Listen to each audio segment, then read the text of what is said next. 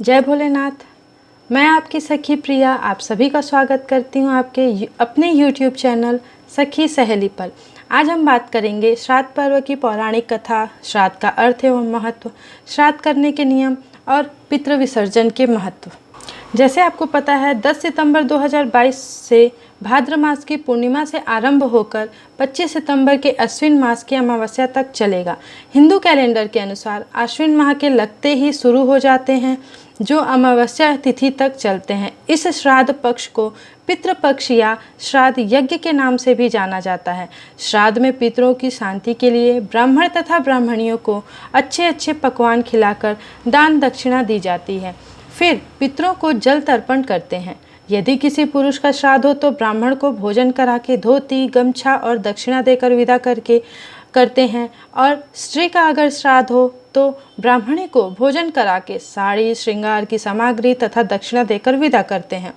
खीर, पूरी, इमरती उनके पसंद के भोजन से पितृ बहुत संतुष्ट होते हैं। प्रत्येक धर्म संप्रदाय में माता पिता का विशेष महत्व है। हिंदू धर्म में माता पिता का स्थान भगवान से पहले माना जाता है। यही वजह है कि कोई भी शुभ कार्य करने से माता पितर की पूजा किया जाता है तथा उनके द्वारा हमें इस संसार में भेजने के लिए धन्यवाद ज्ञापित करते हैं।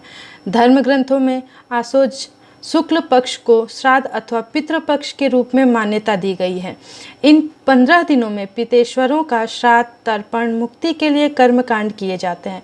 श्राद्ध शब्द श्रद्धा से है बना, जिसका हिंदी में शाब्दिक अर्थ होता है किसी के प्रति विश्वास प्रकट करना। धर्म ग्रंथों में आसोज शुक्ल पक्ष को श्राद्ध अथवा पितृपक्ष के रूप में मान्यता दी गई है। इन 15 दिनों में पितेश्वरों का श्राद्ध, तर्पण, मुक्ति के लिए कर्मकांड किए जाते हैं। श्राद्ध शब्द श्रद्धा से बना है, जिसका हिंदी में शाब्दिक अर्थ होता है किसी के प्रति विश्वास प्रकट करना। हमारे धार्मिक ग्रंथों में कहा गया है कि मृत्यु के बाद आत्मा किसी भी योनि के रूप में जन्म लेने से पूर्व उनके संतानों द्वारा उनकी आत्मा की संतुष्टि के लिए श्राद्ध पक्ष में पितरों का तर्पण किया जाता है। हिंदू धर्म की मान्यता के अनुसार 3 पीढ़ियों तक पितरों का श्राद्ध करने से संबंधित मृत व्यक्ति सूक्ष्म रूप में मृत्युलोक में विराजमान होते हैं। पितृपक्ष माह में यमराज द्वारा मृत आत्माओं को यमलोक से मुक्त कर दिया जाता है, ताकि वे अपनों द्वारा किए गए पिंडदान तथा तर्पण को स्वीकार कर सकें। संपूर्ण भारत में श्राद्ध पक्ष के दौरान दान पुण्य का कार्य किया जाता है। इस पक्ष में मांस खाना पूर्ण वर्जित माना जाता है। धार्मिक ग्रंथों में श्राद्ध कर्म विधि और अनुष्ठान का विधि विधान है, जिसके अनुसार श्राद्ध का अनुष्ठान करते समय गत पितृ व्यक्ति का नाम तथा उनके गोत्र का नाम से उच्चारण किया जाता है। कुश की अंगूठी नुमा आकृति को हाथ में पहना जाता है। तत्पश्चात काले तिलों को जल में मिलाकर पितरों का मंत्रोच्चार के साथ तर्पण किया जाता है। हिंदू धर्म में मान्यता है के अनुसार परिवार के सबसे बड़े पुत्र को ही श्राद्ध का अनुष्ठान करना चाहिए।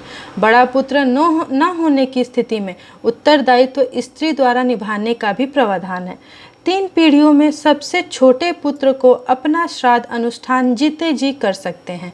इसके अतिरिक्त सन्यासी व्यक्ति अपने जीवन काल के दौरान भी श्राद्ध कर सकते हैं। श्राद्ध का समय दोपहर को ही किया जाना चाहिए। इस पक्ष में किसी तरह के शुभ कार्य की शुरुआत नहीं होती है। चलिए अब हम जानते हैं कि श्राद्ध करने के नियम क्या हैं। श्राद्ध का अर्थ है श्रद्धा से जो कुछ दिया जाए, अर्थात अपनत्व के साथ कुछ देना। इस पितृपक्ष में अपने पूर्वजों की द्विगत तिथि पर श्राद्ध किया जाता है। पितरों को जल देने के पिंडदान की शुरुआत भाद्रपद शुक्ल पूर्णिमा से होती है। इस पक्ष में हर स्वर्गवासी आत्मा को अपने पुत्रों द्वारा तिलांजलि देने की अपेक्षा रहती है। जो ऐसा करते हैं उन्हें दीर्घायु, पुत्र पौत्रादि, यश, स्वर्ग, पुष्टि, बल, लक्ष्मी, पशु सुख, साधन तथा धन्य धान की प्राप्ति होती है। श्राद्ध का अर्थ श्रद्धा से जो कुछ दिया जाए।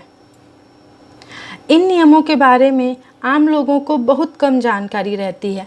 पितरों के श्राद्ध से जुड़ी यहाँ आपको कुछ खास बातें बता रही हूँ, जिनका आपको ध्यान रखना चाहिए। पहला, पितरों का पिंडदान परिवार के बुजुर्ग पुरुष द्वारा संपन्न किया जाना चाहिए। जल का अर्ध तथा श्राद्ध कर्म की सामग्री में उपयोग लिया जा रहा घी, दूध या दही गाय का होना चाहिए।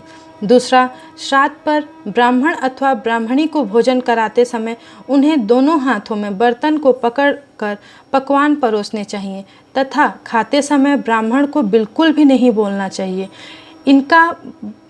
इन बातों का आपको पालन करना श्राद्ध कर्म विधि के अनुसार अति आवश्यक है। यदि आप भोजन नहीं करवा रहे हैं तो आप उन्हें सीधा यानी उड़द दाल, आटा, चावल, नमक, हल्दी, आलू का दान दें। श्राद्ध में तिल, चावल, जौ और कुशा का उपयोग किए जाने का उल्लेख पुराणों में किया गया है। श्राद्ध का पहला अंश कौवों को दिया जाता है। कौवों को ही अब पितरों का स्वरूप माना जाता है। नियत तिथि पर दोपहर के समय आवाहन करके पूर्वज हमारे घर आते हैं। नियत तिथि पर को दोपहर के समय आवाहन करने पर पूर्वज हमारे घर आते हैं। वन, पर्वत, पुण्य तीर्थ एवं मंदिर आदि स्थलों पर श्राद्ध कर्म संपन्न किया जा सकता है। श्राद्ध के दिन ब्राह्मण को बुलाकर भोजन कराने के लिए दक्षिण दिशा में बैठाना चाहिए। इस दौरान यदि कोई भूखा प्राणी या मनुष्य आ जाए तो उन्हें भूखे पेट नहीं जाने दें। पितृ विसर्जन महत्व।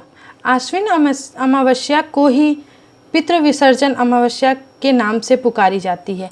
इस दिन ब्राह्मण भोजन तथा दान आदि से पितृ तृप्त होते हैं। ऐसी मान्यता है कि विसर्जन के समय वे अपने पुत्रों को आशीर्वाद देकर जाते हैं। इस दिन शाम को दीपक जलाने की बेला में पूड़ी, पकवान आदि खाद्य पदार्थ दरवाजे पर रखे जाते हैं, जिसका अर्थ यह है कि माता पिता समय भूखे न जा पाएं। इस तरह दीपक जलाने का आशय उनके मार्ग को प्रकाशित करने से है। पितृ विसर्जन अमावस्या का श्राद्ध कर्म किसी नदी या जलाशय अथवा अपने घर पर ही संपन्न किया जा सकता है। यदि किसी पूर्वज की मृत्यु अकाल मृत्यु से हुई हो तो उनकी आत्मा की तृप्ति के लिए नर्मदा नदी के तट पर श्राद्ध कर्म करवाए जाते हैं। हिंदू धर्म की मान्यता के अनुसार किसी स्त्री पुरुष का जन्म यदि किसी अमावस्या तिथि को जन्म हुआ हो तो उनका तर्पण महालया अमावस्या के दिन किया जाता है। नाना नानी जिन पूर्वजों के मरने की तिथि याद न हो अथवा अकाल मौत से मरे पूर्वज या किसी कारणवश श्राद्ध के अन्य दिनों में जिन पूर्वजों का तर्पण नहीं हो पाया हो, उनका श्राद्ध इस पितृ विसर्जन अमावस्या को किया जाता है। अपने पितरों का श्राद्ध कर्म करने से उन्हें पूर्वजों का आशीर्वाद प्राप्त होता है। हमारे कई ग्रंथों में यह बात वर्णित है कि यदि आप अपने माता पिता, दादा दादी को जीवित रहते खुश रखते हैं तो उनके मरने के बाद भी वह आप पर प्रसन्न रहते हैं तथा सदैव उनका आशीर्वाद आप पर बना रहता है। पितृ विसर्जन अमावस्या एक तरह से यमलोक से पितृपक्ष में मुक्त पूर्वजों का पृथ्वी से विदाई का दिन होता है। अमावस्या के 15 दिन पूर्व तक यदि पितरों को याद न कर दान पुण्य न किया हो तो इस तिथि में उन्हें याद कर दान पुण्य किया जाए तो वह संतुष्ट होकर आशीर्वाद देकर मोक्ष लोक को गमन करते हैं। अगर आपको मेरा यह वीडियो पसंद आया हो तो आप मेरे चैनल को लाइक और सब्सक्राइब ज़रूर करें। धन्यवाद।